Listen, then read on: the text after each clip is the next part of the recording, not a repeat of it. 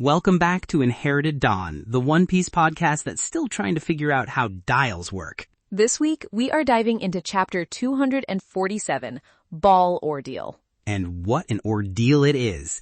Luffy, Sanji, and Usopp are up against their first priest, and his power is a straight-up nightmare for a brawler like Luffy. But the moment that really got me was the end. The battle stops, the perspective shifts, and we're with Chopper, all alone on the Mary. And he gets a visitor. One of Enel's other priests, Shura, just arrives. He's not there to fight. He's there to collect the sacrifices. It is so tense, and Chopper does the only thing he can. If you feel that same desperation for our next episode, the best way to call for help is to follow the show wherever you listen. It's like blowing a whistle that tells us you need more One Piece breakdowns. A much more effective whistle than Chopper's, I suspect. Let's get into it. Okay, so we pick up right where we left off. Luffy, Sanji, and Usopp have made it to the upper yard, but they've landed right in the middle of the ordeal of balls, run by the priest Satori. Satori is a strange-looking man, very round, floating, and surrounded by these equally round surprise balls. His design follows a pattern Oda often uses. The more ridiculous a character looks, the more seriously we should consider their threat level. He looks like a child's toy, which puts you off balance immediately. He's not just floating, he's got these little wings on his back, and he's doing this weird ho-ho-ho laugh. It's completely disarming. You see this guy, and you don't think top-tier enforcer of a god. You think, where did this clown come from? And that's exactly when he gets you. And he's got this power, mantra, that lets him predict every single move they make. Luffy throws a punch, Satori just casually leans out of the way. Sanji throws a kick, same thing. It's like they're moving in slow motion for him. It's infuriating to watch. These are two of the crew's heaviest hitters. We just saw them take down Baroque Works agents, guys who were supposed to be elite assassins and fighters. Now they can't land a single blow on a guy who is barely paying attention. He's dodging so easily, it's a complete shutdown. It's more than just reading movements. He's reading their intent. He knows what they're going to do before they do it. We've seen fighters who are fast, fighters who are strong, but this is the first time we faced someone who can just sidestep their fighting spirit itself. It's an advantage on a whole different level. It's like trying to hit a shadow that knows where the light will be. That's it. He's not dodging the fist. He's dodging the idea of the fist before it's even fully thrown. For fighters like Luffy and Sanji, who lead with raw power and instinct, that's a hard counter. Their entire fighting style is based on overwhelming an opponent. But how do you overwhelm someone who isn't there when you attack? This ability, mantra, is also our first real hint that there are powers in this world completely separate from devil fruits. It's presented as a skill, something unique to the priests of Skypiea. It suggests a different path to power, one based on perception and spirit rather than eating a magical fruit. And Satori is loving it. He's taunting them, doing this ridiculous dance, telling them their boat is leaving and they're going to get left behind. He's turning their own urgency against them. He's dancing this jig with his hands up going ho ho ho, while Luffy is just seething. The disrespect is huge. The clock is ticking. The Karasumaru, their little crow boat, is already drifting down the Milky Road without them. The geography of this place is a weapon in itself. They are not on solid ground. They are on a river of clouds with a current, and if they lose their transportation, they are stranded. Satori knows this. He's not just holding them up. He's letting the island itself defeat them. This is where Luffy steps up. He just looks at Sanji and Usopp and tells them to go on ahead, find the boat. He says he'll take care of this guy. That's our captain. No hesitation. He sees the biggest roadblock and immediately puts himself in front of it so his crew can pass. It's his defining instinct. He's the shield for the rest of the crew. He assesses the threat, identifies the one he must personally handle, and trusts his crewmates to handle their own objectives. It's a moment of simple leadership. There's no complex strategy, just a declaration. I am the one who will solve this problem. He even says, this guy is my type. He means he's a fighter, a brawler. But it's ironic because Satori is the exact opposite of his type. Luffy's type is someone he can punch. This guy is someone he fundamentally can't punch. But in Luffy's mind, a fight is a fight. He doesn't see the nuance yet. But this time, his usual approach hits a wall, a literal predictive wall. He doesn't try a new tactic. He doesn't try to be clever. He does what he always does. He attacks head-on with his signature move. He rushes in, full power gum-gum pistol, and Satori doesn't even flinch. He just leans his head, the fist flies past, and then he just bonks Luffy on the head with his scaff, and Luffy goes down. It's not even a struggle. The hit is so casual, it's an insult. He's completely outplayed. Satori isn't just stronger or faster. His ability is a fundamental counter to how Luffy fights. Luffy relies on instinct and overwhelming force, and mantra makes both of those useless. An attack born from instinct is the easiest kind of intent to read. Satori doesn't have to guess. Luffy's own spirit is broadcasting the move directly to him. It's one thing to get beaten by a stronger opponent, like with Crocodile. Croc was a warlord. He was sand. He had this whole villainous monologue. You knew you were up against a final boss. This is different. To just be made to look silly, to have your best shot not even connect and then get taken out with a tap, that's a different kind of defeat. That's gotta mess with your head. It's the ultimate negation of his power. Crocodile negated his devil fruit by being a Logia. Satori negates his very will to fight. And with Luffy down, Satori immediately turns his attention to the other two. He's not going to let them just run past. He is in complete control of this encounter. This is where we see what the surprise balls are all about. He sends them flying at Sanji and Usopp and they just pop open. One has a snake, another one has a little firecracker, one just has flowers. It's complete and utter chaos. It's designed to disorient. You don't know whether to brace for an explosion or a harmless puff of smoke. It stops you from focusing on the real threat, which is Satori himself. He's controlling the battlefield by making it totally unpredictable. Each ball is a question, and answering it, even by dodging, takes up focus and time. And one of them is a giant jack-in-the-box that just pops out and yells, "Surprise!" at you. Imagine trying to fight for your life and that happens. You'd be so confused.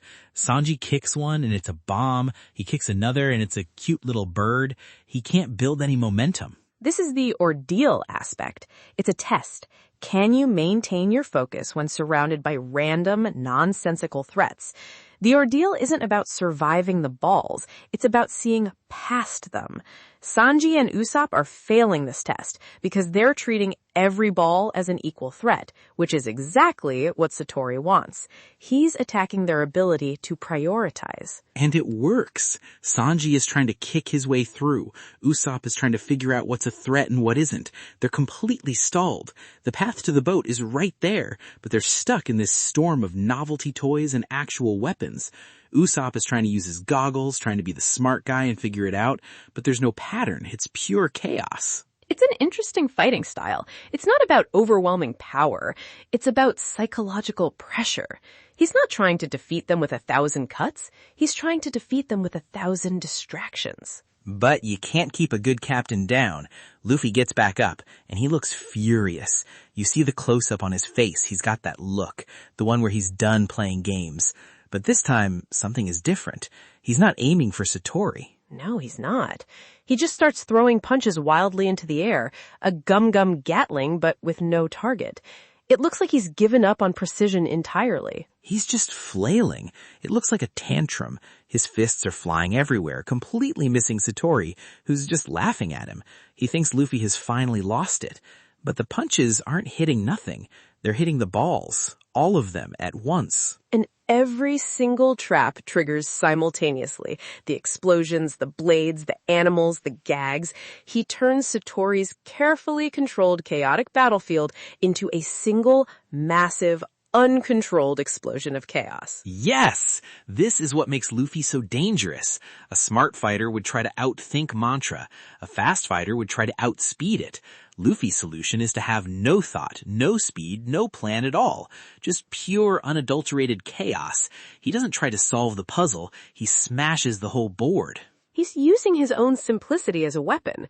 Satori's power has a blind spot, and that blind spot is an absolute idiot. It's the perfect counter. He found the one scenario the priest's power could not account for, an attack with no single target. It's the perfect counter. He found the one scenario the priest's power could not account for, an attack with no single target. It's a moment of beautiful stupidity, and in the middle of all this, with explosions and snakes and everything going off, Usopp sees his chance.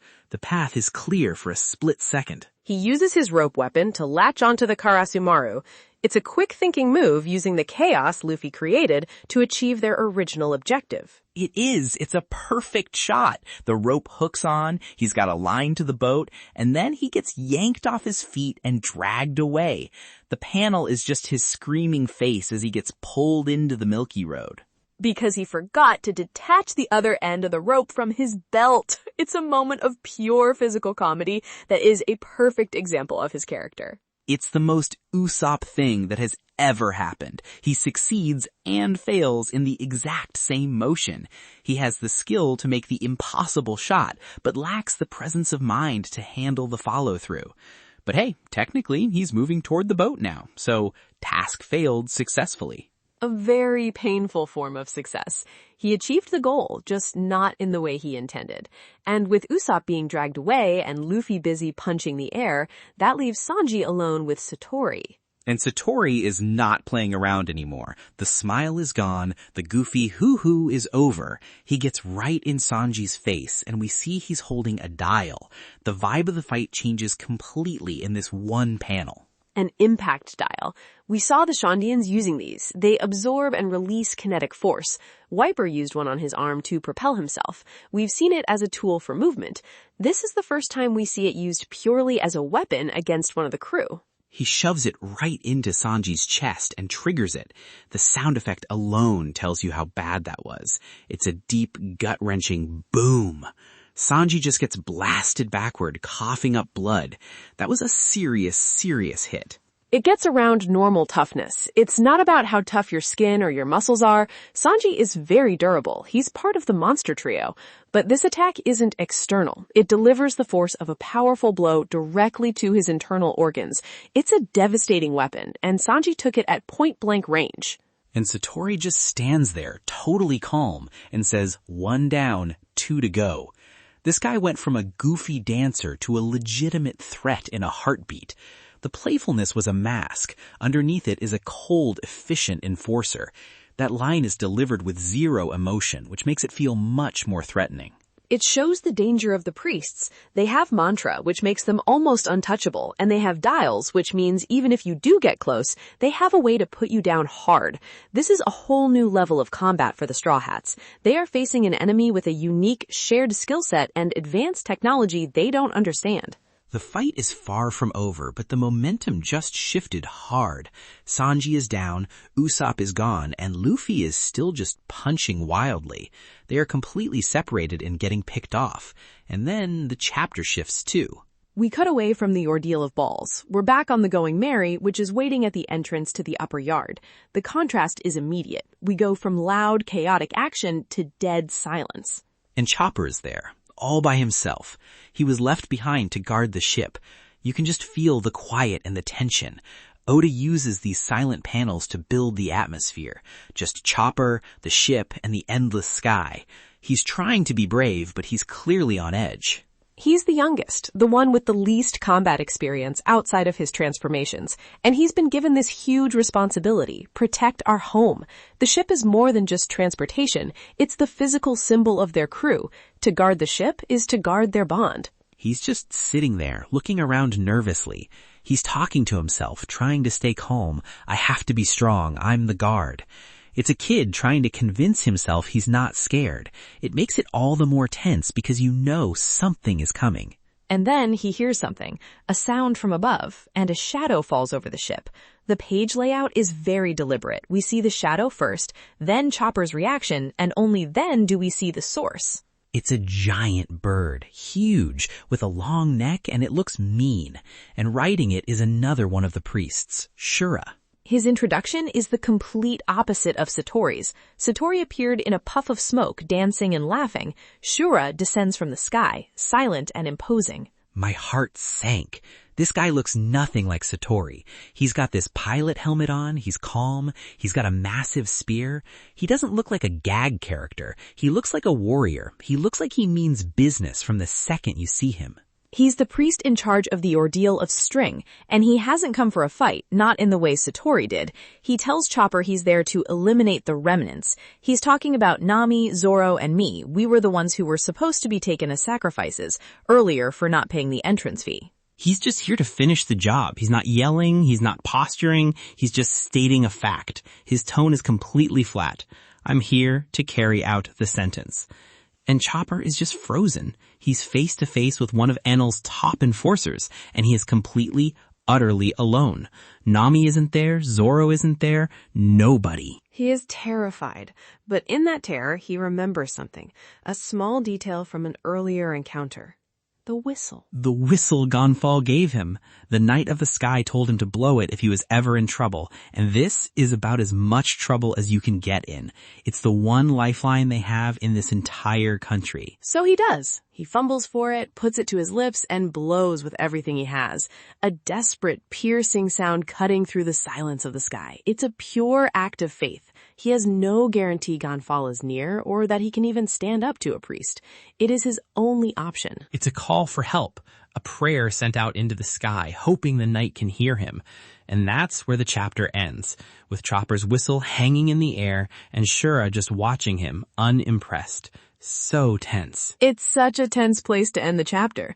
The stakes for the crew just split and doubled. One front in the forest against a man who can read the future, and another on their ship with their youngest member facing a priest alone.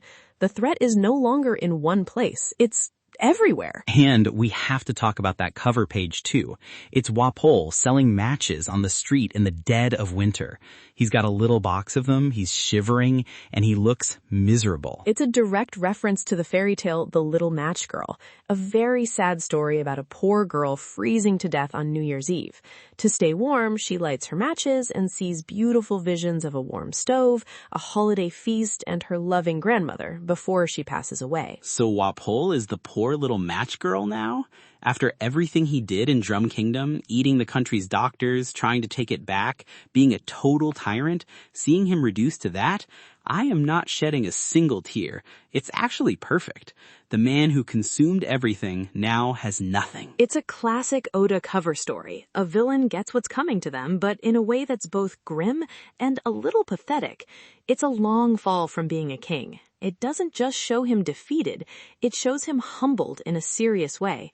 He's no longer even a villain. He's just a sad figure on a street corner. And Oda's author comment was about Puroland being a mix of Puro and Pure, and that he saw a One Piece 4D show. It's cool to think about him getting to see his own creation in a new way like that. It's fitting for a chapter that introduces an ordeal based on surprise and spectacle. Satori's fight is its own kind of strange theatrical show. Absolutely. This whole chapter was about setting up the new rules of this island. The stakes feel completely different from Alabasta. In Alabasta, the threat was a secret organization trying to take over a country. They were outsiders trying to take over.